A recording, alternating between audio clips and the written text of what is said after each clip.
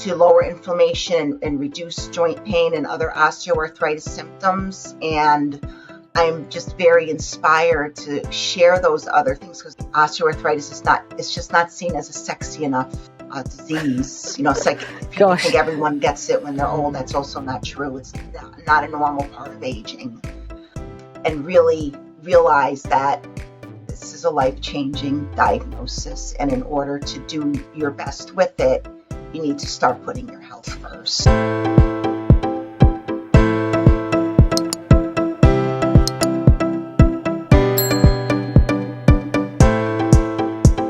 Today's guest is Valerie Bachinsky, an arthritis wellness specialist who serves women seeking to reduce joint pain and inflammation so they can live their best life. She holds a master's degree in nursing and a bachelor's degree in health education.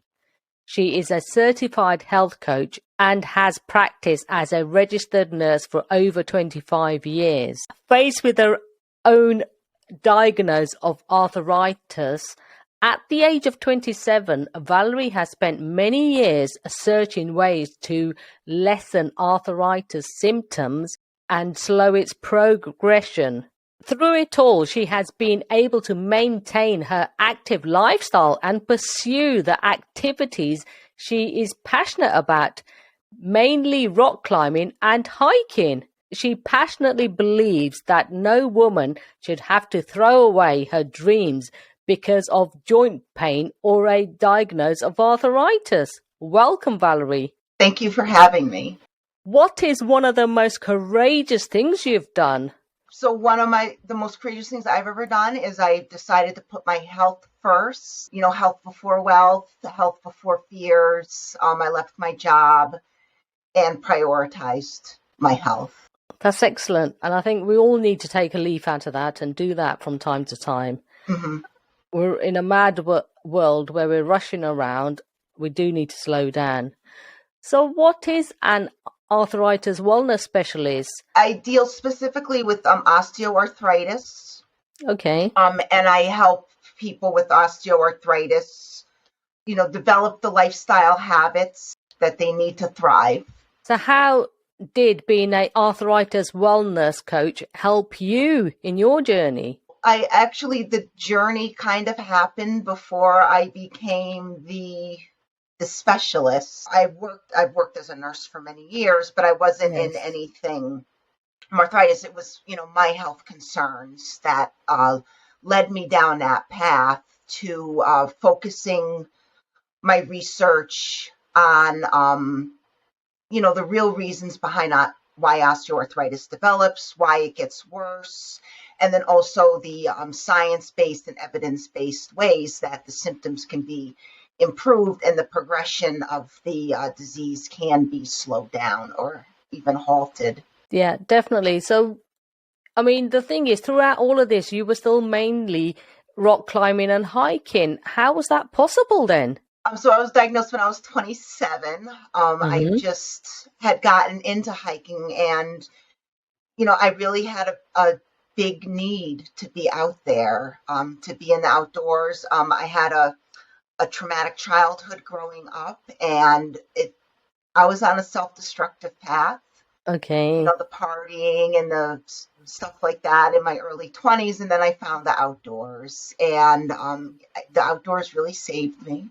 And I started hiking and getting in deep into the wilderness, and then, my knees started hurting, and I went to my doctor, and she did x-rays, and, I can remember her looking at me, looking at the x-ray results and just telling me, that I had osteoarthritis in both my knees, and that she said, maybe you should just learn to put your feet up and relax.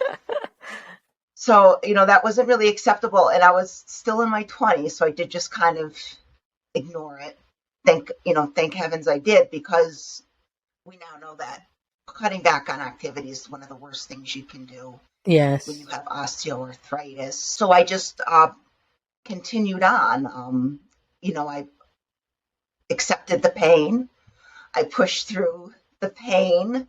I did little things. I was a nurse, so I could do some research. I Yes. had some knowledge. So like, things here and there, like supplements was really the only thing. But I was kind of satisfied with that.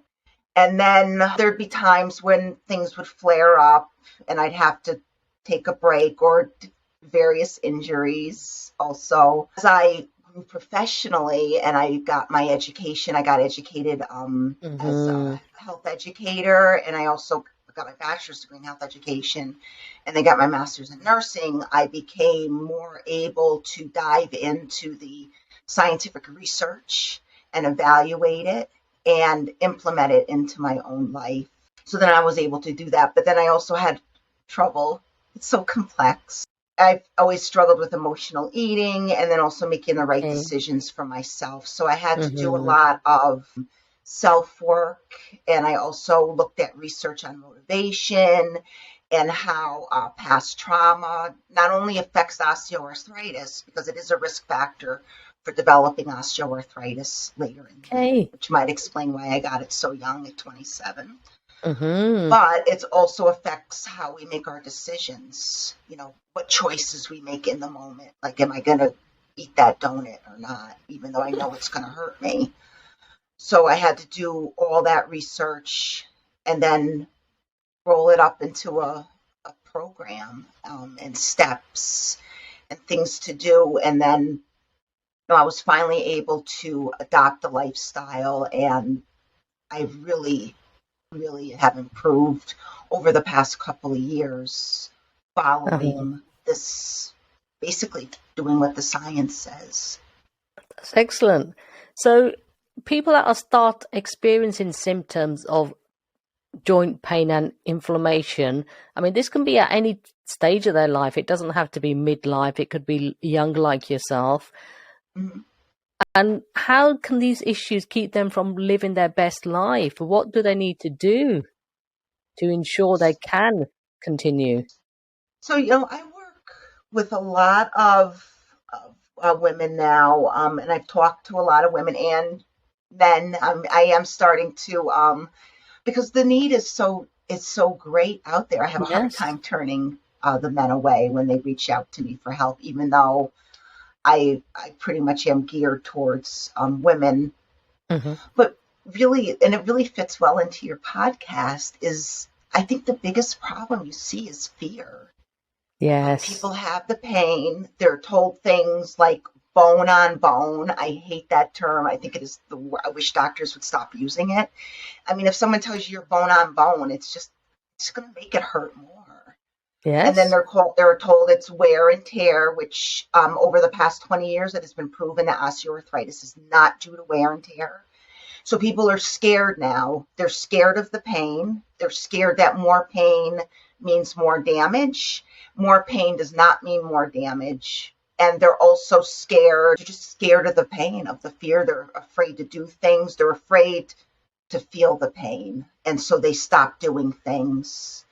And once you stop moving, one of the sayings is motion is lotion and rest is rest. Love it. So, Yeah. once you stop moving your joints, you reduce your activity. Inflammatory chemicals can build up in the joint. You're not producing as much synovial fluid, and that Mm. just kind of snowball. How can using food as medicine help men and women navigate and change joint pain and inflammation? So, food is very important. There's a lot of foods out there that promote inflammation. Mm. And so, now we have this state of chronic low grade inflammation in our body because we're eating foods that cause inflammation, promote it in the body. Our bodies, a lot of the food out there is not really food. It's a food like substance.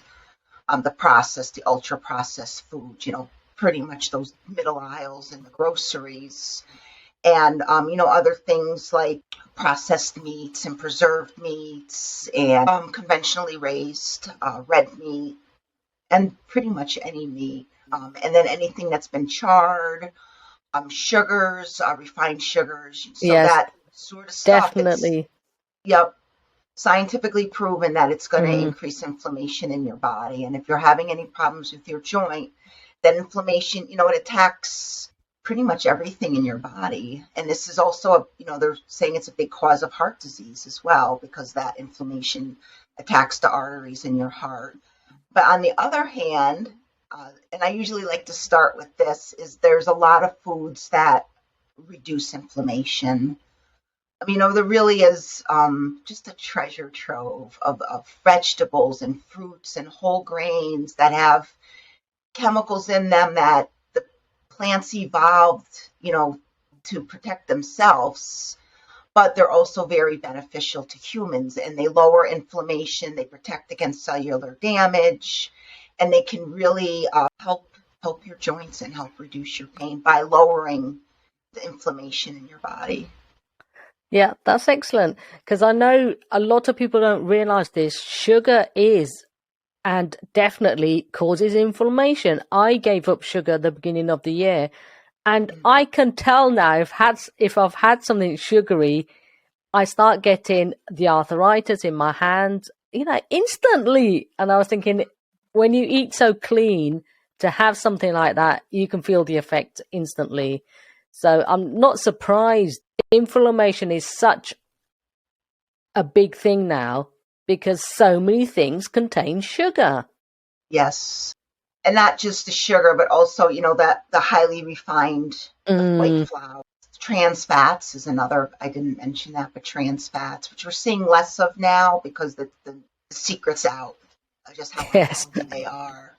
But a lot of times these, you go down that cookie aisle in the market and it's all trans fat and sugar and highly processed flour. Like, I don't even want to go near it. Yeah, for me as well. I mean, I don't even go to that department. I'm gluten free, so it cuts out a lot of rubbish, junk food, which I'm happy about.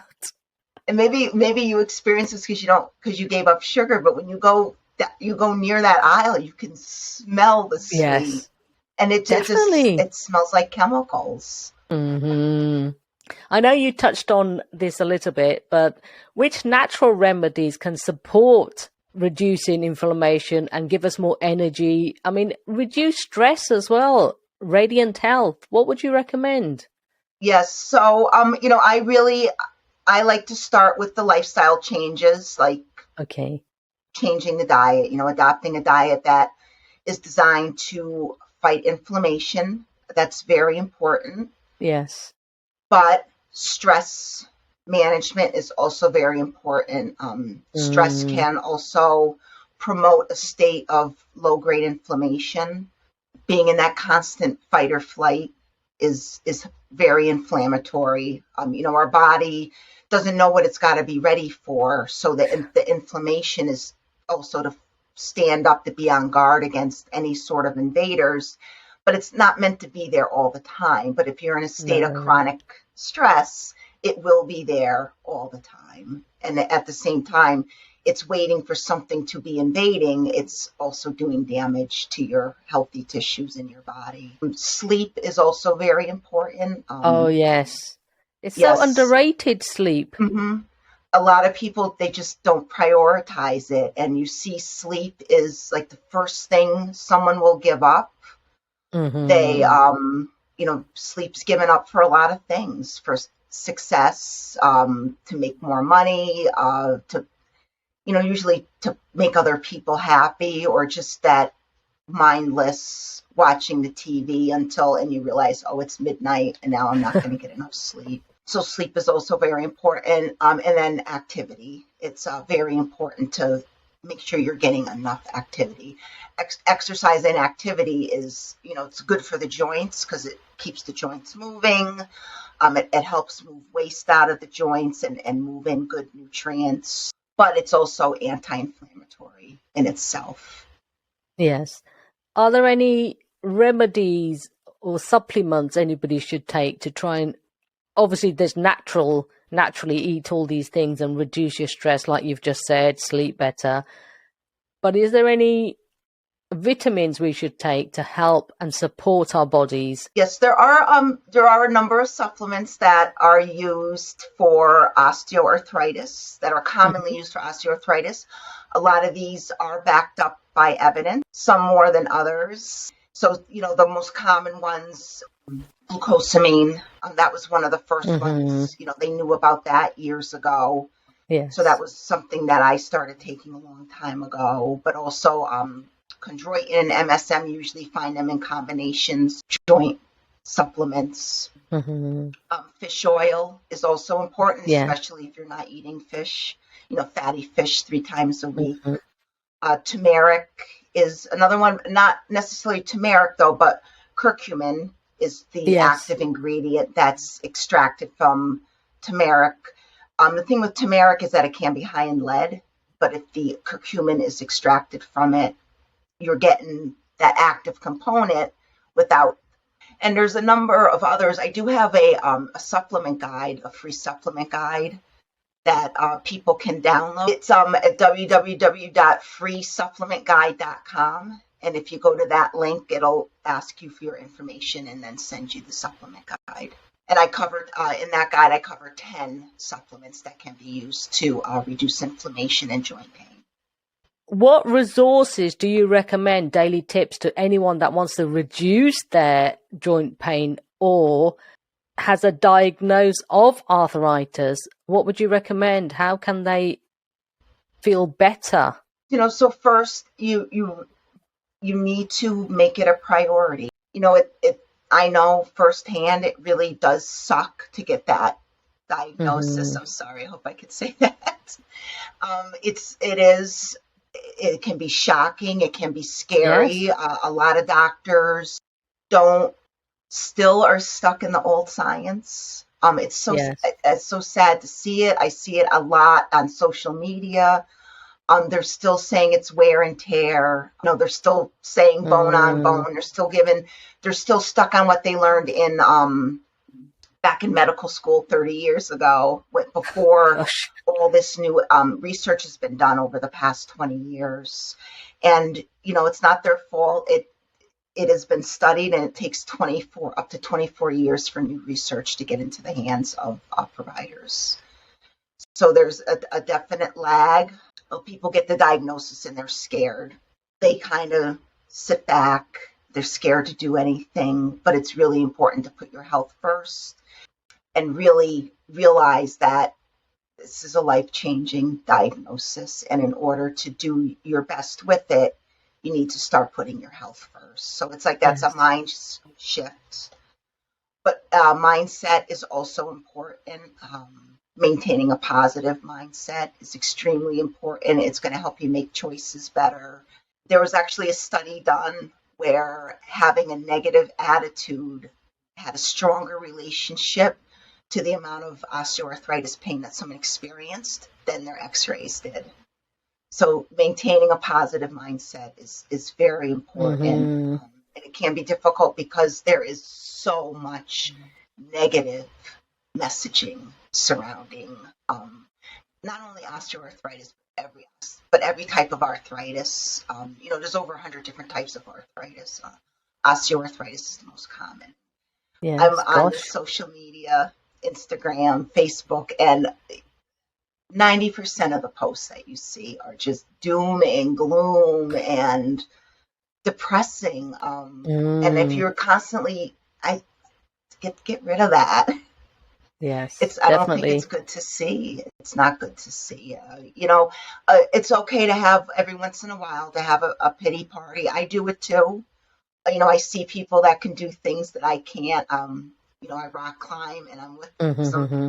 great athletes and other women especially, and they're so flexible. And I see them; they can bend their knee, and I can't bend my knee all the way. So Bless. every time I see that, I have to like fight that urge. And Mm-hmm. it is okay to mourn that loss, but at some point you have to accept it and move past that. So, mindset is also very important. And then also just adopting a whole comprehensive anti-inflammatory. I like to say lifestyle. A lot of people Yes. preach the diet, but it is a total lifestyle. It goes beyond diet. Yes, definitely. So where can the listeners find you online? What is your website? So my website, the name of my business is Genuine Glow Wellness. And they can find me it's www.genuineglowwellness.com. I'm also on Instagram, and that is I'm Arthritis Health Coach, so all one word, Arthritis Health Coach on Instagram. And then my business does have a business page on Facebook, so that's again Genuine Glow Wellness. But I also have a Facebook group for women with osteoarthritis on Facebook, and it's Women with Arthritis is the name of the group. I'm not sure if that'll come up if you search for it, but it is, the group www.facebook.com/groups/Women Arthritis Best Life. All the links will be in the show notes, so they can go straight there. Yes. And you mentioned earlier about...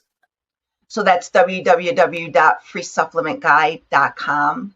And I am going to have another freebie very soon. I'm still working on it. It's going to be an inflammation fighting food list. So I'm really excited about that. And that's excellent. I'm putting that together now. And if you go to my website or go to my Instagram, you'll be able to find that there, a link to that. Yeah. Thank you for sharing your courageous, inspirational journey with us today. And by doing so, you have helped so many other people with all the information you've given us, Valerie Bachinsky.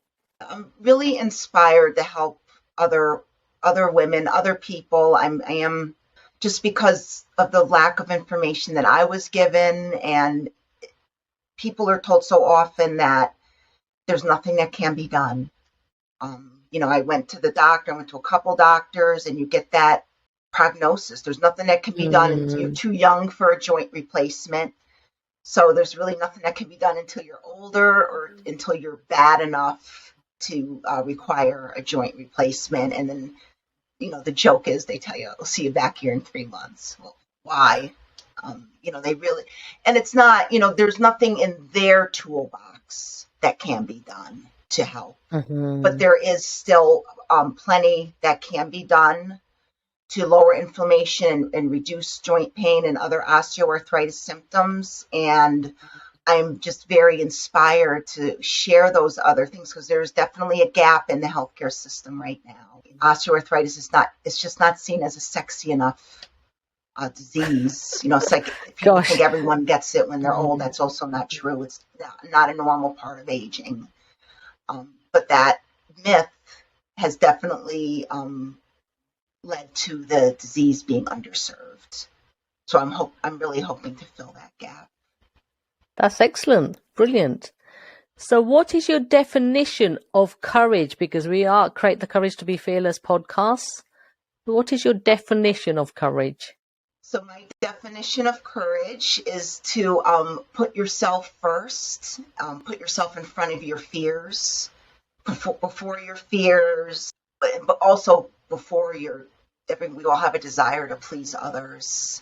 So often we don't take care of ourselves because we're taking care of other people, or we're not taking care of ourselves because we're afraid to do the things that we need to do, like leave a highly stressful job, afraid to do those things that we need to do in order to prioritize our health.